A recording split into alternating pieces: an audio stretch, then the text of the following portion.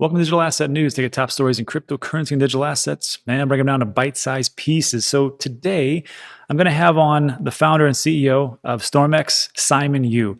And usually we do like a couple of stories, and then we bring in the guest, and then we talk to him for a little bit, and then we kick him out of here. But today, I just want to really dig into what this all is. We've already talked about the news. Dogecoin is going to the moon. I think it's going to be very bad for this space as things start to drop off. Also, we talked about how Turkey is trying to ban cryptocurrency. Good luck. Didn't work out well for India. And that's really the big thing that is going on. So for Stormex, just so you know, I own Stormex, just like everything I talk about on this channel. Everything I talk about, I own. And you know why I talk about it? Because I'm biased. And that's just the truth.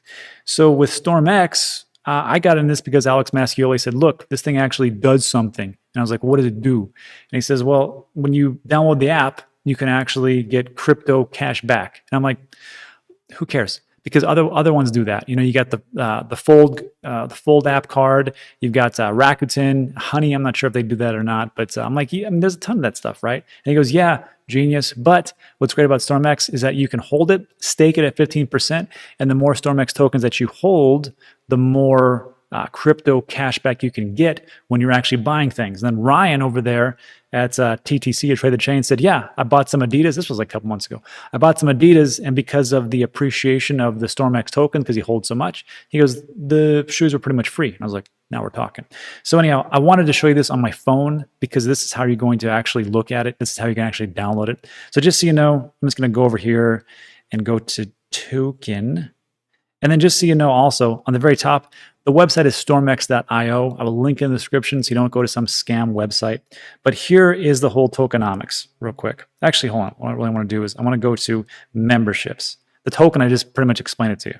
So here's it. To get a bronze membership, you need 3,000 Stormex. Right now, Stormex is about 6 cents, somewhere around there. So it doesn't take a lot. For 1.25x, that's what you get. For silver, you need 31,000 Stormex. You get 1.5x. Gold, you need 310,000. You get double the cashback rewards and a 25% reward time reduction. I think the reward time, I think it's like 45 days to 60 days. Maybe it could be 90. I can't remember. But yes, when you buy things, you do get crypto cash back. It just takes a little bit of time. But as you level up, it takes a little bit less time.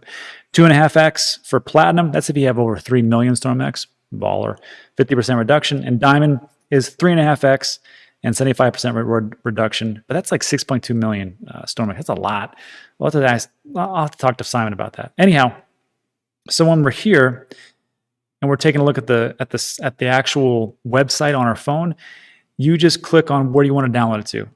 This is an iPhone. I'm going to click the App Store. I also have it on my Chrome browser. And what's cool about that is if you ever go to any website where Stormex is actually accepted, because they have 750 partners, it'll just pop up and go, you get 6% at Nike, or you get 10% at ESPN Plus, or whatever else comes up. So it's kind of cool. You're just doing this like, oh, I can get some free stuff. I'll do that. So I'm just going to click on the App Store. And actually it just takes me to the actual app because I already have it downloaded. And at first, in all honesty, I wasn't too impressed with this because I'm like, well, this kind of sucks because they just lost Walmart. Walmart goes in and out. And I'm like, that's where I do a lot of my shopping. So that's a bummer. Then I take a look at Albertsons and I have Albertsons. And I was like, well, anything else you got? So they had Kroger in here. So I'm like, okay. And I had Sam's Club. So I'm like, great. And what's great about this is that this is where I think the magic is. If you're looking for a specific item or something like that, or you want to search a store, you can search the store for whatever it is, but I like this shop by category because, like, look at this right here. Like, there's things that I would never really even think of. Okay, electronics, let's try this. Samsung. So when you go here, it'll just tell you, look, there's exclusions, but you get like 4% cash back, and you just activate the crypto on your phone. And then when you're shopping and you actually buy and you check out, they will send you the crypto cash back. So, like, Samsung's pretty well known. What else is here?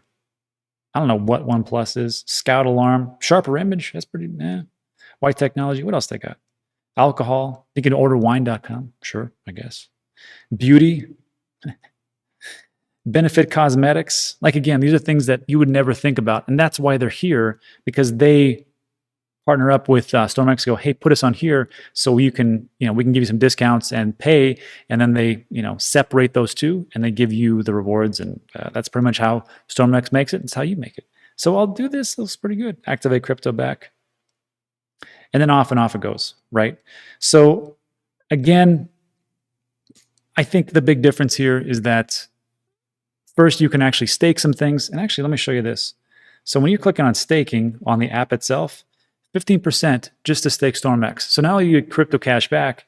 You know, you can also stake it for 15%. And then, so that part's awesome. Just so you know, you're gonna have to use the Trust wallet, which is down here, or see how it's lighting up your MetaMask wallet, and you can stake it. A lot of the places where you want to be able to get StormX the token, Voyager has it, Binance, and some other places. I'll link them in the description as well.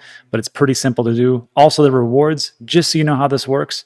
If you want to do this, so the more, like we talked about, the more StormX you have, you just click on the where it says join now for free, and it says connect your wallet, and you can verify your wallet however it is. Like, let's see here, verify wallet.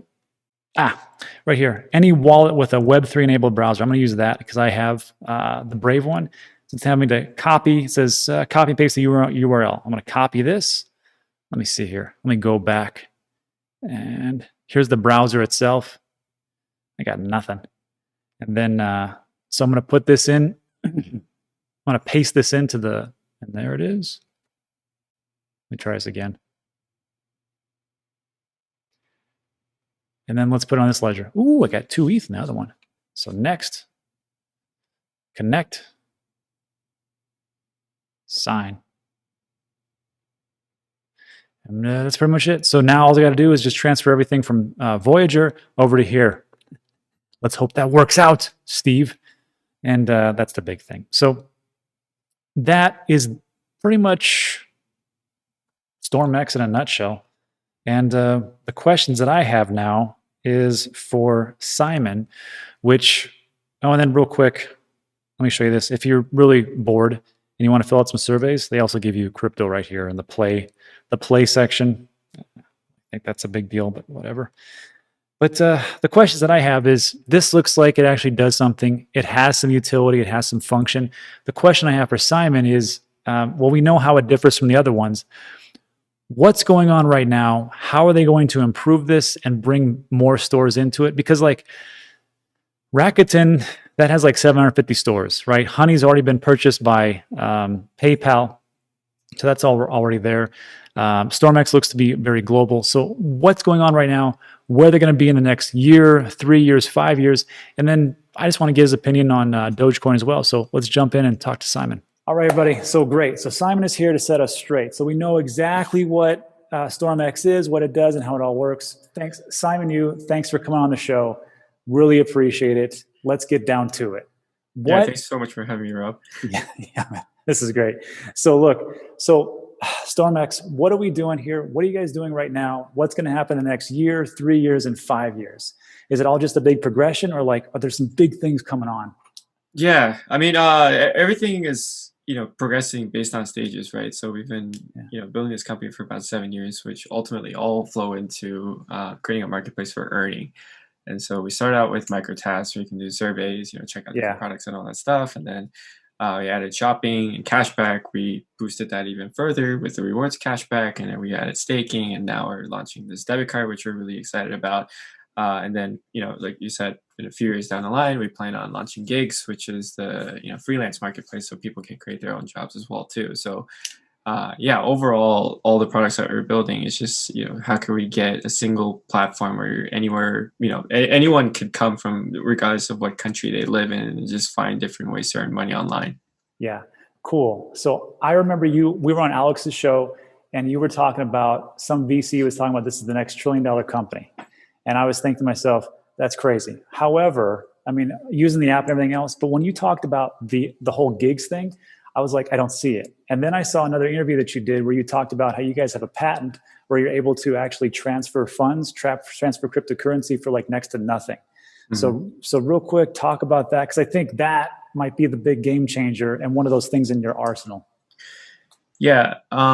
So I don't know if you guys if you've ever used like prepaid phone cards back in the days, but coming from Asian immigrants, right? So my family, we used to always use the prepaid phone cards to call relatives halfway across the world, right? It was just really expensive to call anyone, but Yeah, but nowadays, because of voice over internet, like VoIP technology, we use Skype and Facebook and Line and WhatsApp and all this communication. So it's to Yeah. talk to someone halfway across the world. It's free. We just don't think about it.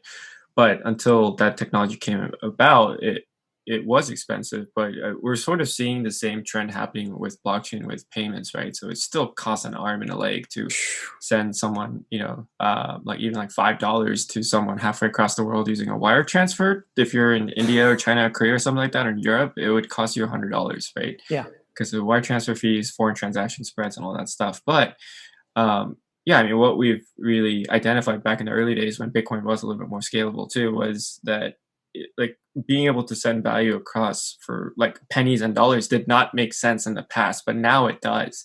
And like we've been one of the early adopters to be able to hone in on this technology. So Hmm. yes, like a few dollars to watch a game, like watch a survey, or I mean, do a survey or watch a video or do something like that might not have made sense in the past, but to someone like in India or emerging countries, it does make a lot of sense. Or somewhere in Europe or US, if you're trying to hire someone halfway across the world, without all these fees, all of a sudden this global marketplace becomes like for talent is it doesn't matter where you live anymore. And we've seen that huge shift this year, especially with COVID, everyone working remote. And now you see a lot of traditional tech companies too that's hiring from Europe and some like countries in Asia, for example, and people in those countries getting to work for US companies. But this is just the beginning, right? So there's so many jobs out there, and a lot of it is just being shifted online. And so there's a huge untapped marketplace that hasn't been able to be penetrated yet, just because the payment process was so expensive, and that's where we can disrupt. I got to tell you, man, it makes a lot of sense now that I'm listening to it. And now, if you really think about it, this all started off with an idea, right? You were a poor college kid. You want to save some people some money in blockchain. You did that in 2014, moving forward. You started off with crypto cashback awards. Now you're moving into this area. You know what it sounds like to me? It's almost, and not for hyperbole and really go off case, but Amazon was all about books. Like, look, we're going to do a ton of books. We're going to give you all the books that you can possibly use, and we're going to put it all in one place. Then all of a sudden, they branched off into another department, then another department, another department. I always talk about investing into people, and that's why I'm happy that you came on, Simon. Because look, it's not just about an idea or what's going to happen. It's actually about putting these things together. So you got a good people, good group together, and it's not about what you know. It's about who you know. And you guys have how many partnerships with how many different organizations now? I think we have like close to 1,000 stores now. Yeah. All right, that's enough, man. That's Yeah. awesome. A lot more is coming though. Okay, so I just wanted to put so everybody here who's already watched the first half of the video, look in the description below. There's going to be a link. You can download StormX. You can take it for a test run. You can see how much crypto cashback you can save. Also the rewards, and also, I mean, all the things we talked about, staking, doing those surveys and everything else. So just take a look. And then my goal, Simon, is to start to use your app a little bit more so I can buy some things that I want to buy.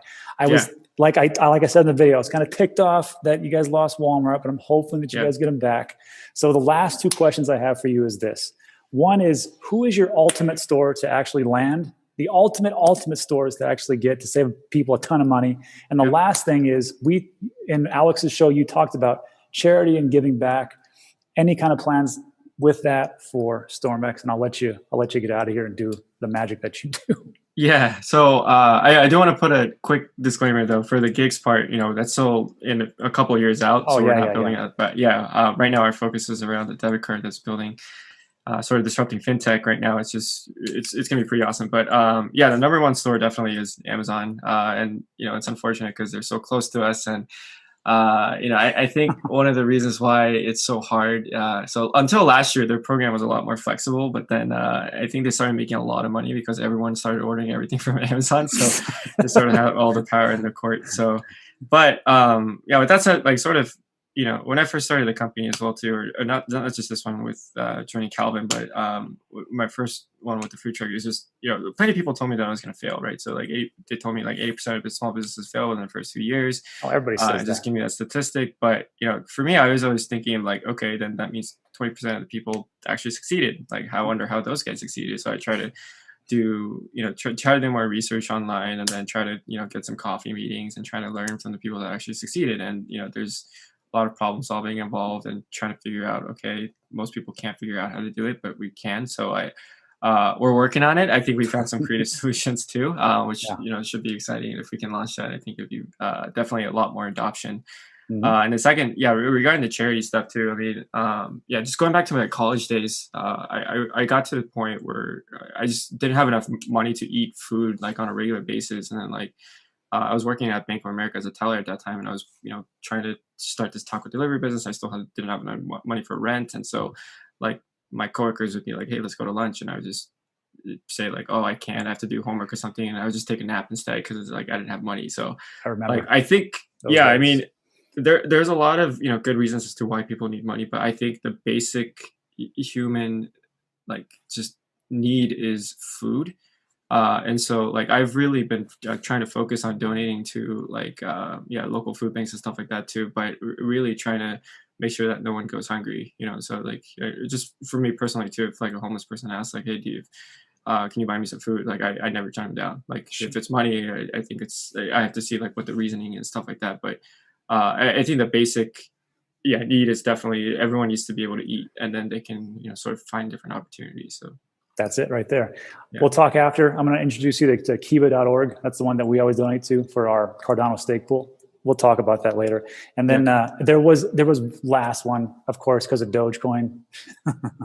Lastly, and then look out of here. Give us your opinion on Dogecoin. I personally think it's gonna go down, and it's gonna be a kind of a black mark for a little bit. But what do you think?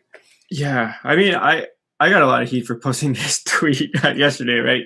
But for me, I really like just posting my own opinions on things, just because I get to hear both sides, whether people are triggered or not. I tend to learn from what happened.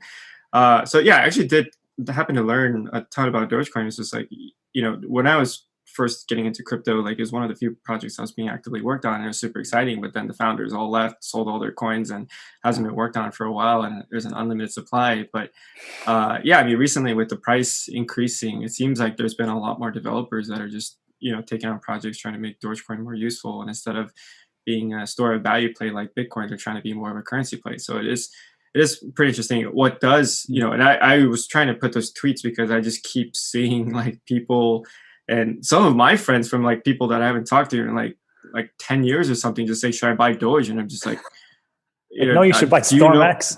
No, I don't ever say that. But I mean, like, do you ever, do you know why you're buying this? Like, do you know what it is? It was just like, no, I just heard Elon, tweeting about it. And it seems like the Reddit army is behind it. But it's like, that's so dangerous. Like, you don't understand what it actually is. So, I mean, like if you understand the risks and, you understand what the project is and why sort of there's a drive for a need, and that's completely fine, right? But most people are sort of just aping into this, and that scares the shit out of me because I've seen so many people burned in the crypto industry, and it just like especially 2018, right? So many people got burned, left a horrible taste in their mouth. They said, "Fuck crypto, it's a scam," and never coming back.